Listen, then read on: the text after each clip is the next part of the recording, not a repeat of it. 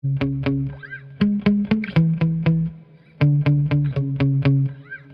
guys, I want to do a quick video on overcharging LiPos.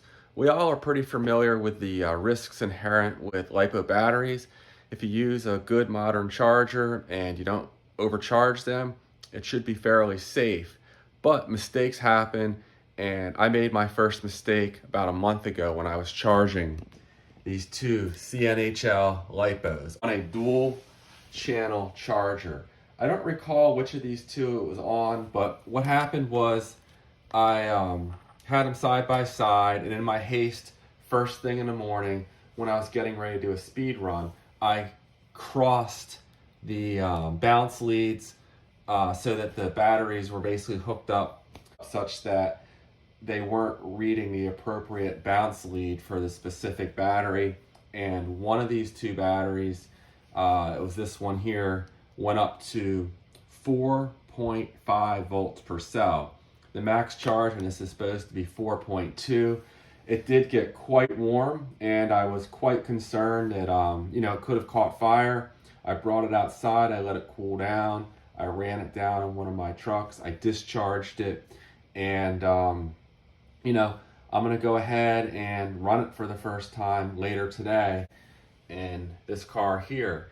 And what I'm real curious about is, did I damage this battery noticeably from a performance perspective? I'm gonna run these back to back and see what kind of speeds I get out of them. Also, when I charge them, I'm gonna measure the capacity and see, does this one here that's never had an issue hold more capacity than the one that I overcharged to 4.5 volts per cell. I'm really shocked from what I read and other people's horror stories that this one didn't actually catch fire. Would have made a smoky mess of my basement down here. But, I guess maybe I dodged a bullet, or if it went a little higher, it may have caused an issue then. So at any rate, I'm going to go ahead and test these two batteries, see what kind of speeds we get, and see if it appears I damaged the battery. But, I've done hundreds of charges on these chargers, and I'd never made that mistake. But again, it was first thing in the morning.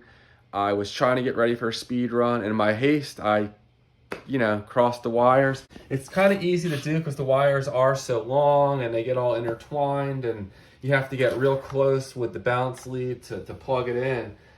So, it's just a reminder to me and everyone else that things can kind of become routine, but you can make mistakes. I certainly did.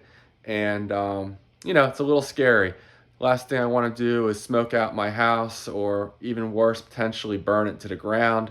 I try to be careful and charge everything here away from, anything that's combustible, but the smoke alone could cause quite a bit of headaches. So what I'm going to do is I'm going to go ahead and bounce charge these up to 3.8 volts per cell, make sure they're at the exact same voltage, and then do a traditional charge, and I'm going to all the way up to 4.2 volts, and we'll see if the capacity is essentially the same in these two batteries after I overcharged this one to 4.5 volts per cell about a month ago. Now they're both charging. The one on the left is the one that I did not overcharge. The one on the right is the one I did overcharge, and we'll see how much capacity they both have. All right, we're about 15 minutes into the charge, and the one that I overcharged on the right here is actually appearing like it might hold more capacity, at least this far into the charge. The voltage is a little lower, and they've received about the same amount of charge so far. So we'll see what this looks like when the charge is complete, but so far there's no obvious signs that this battery's been damaged. If anything, it looks like of the two, it may end up holding a little more capacity.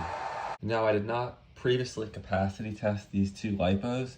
There may have already been a variation between the two of them, but so far it's looking like overcharging this one certainly didn't hurt it at this point. Maybe long-term effects will crop up. If anything, I doubt it improved it, but it's definitely holding more capacity. I can't wait to see what happens with the actual speed runs.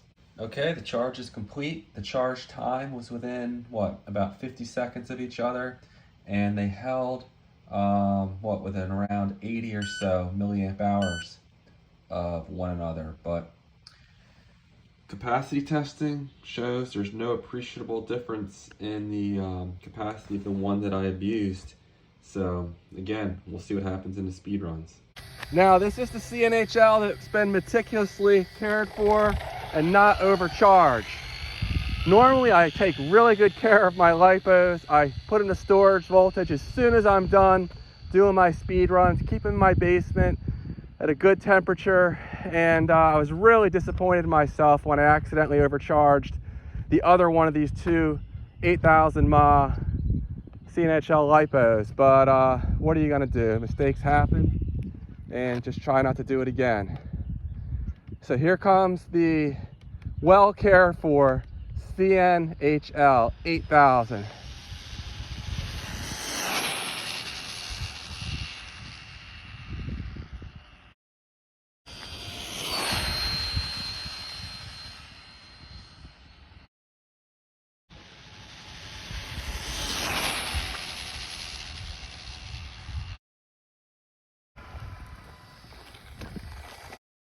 $63 miles an hour. Now I have the CNHL that I overcharged to 4.5 volts per cell.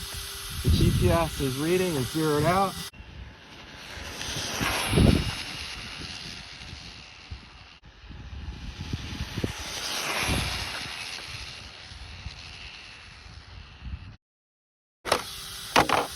$63.1 miles an hour. So this battery does not appear to be damaged in any way, at least not in the short term. Now, as far as the telemetry data, this should be very similar. 7.4 was the minimum voltage, pulled like 1 more amp, I believe, and the motor speed was virtually identical. Well, very interesting. There we go. These two batteries performed virtually identically, with actually the one I overcharged to 4.5 volts outperforming this one by 1/10 of a mile an hour, which is negligible. And it held a little bit more capacity as well. So I'd say that's just within the spread you'd expect to see from one of these batteries to another. They're not all going to be 100% identical, but these performed very closely. I'm really glad I did not damage either of those CNHL 8,000 milliamp hour LIPOs. They're two of my favorites, and absolutely you'll be seeing them in future videos, and I'll see you guys on the next one. Take care.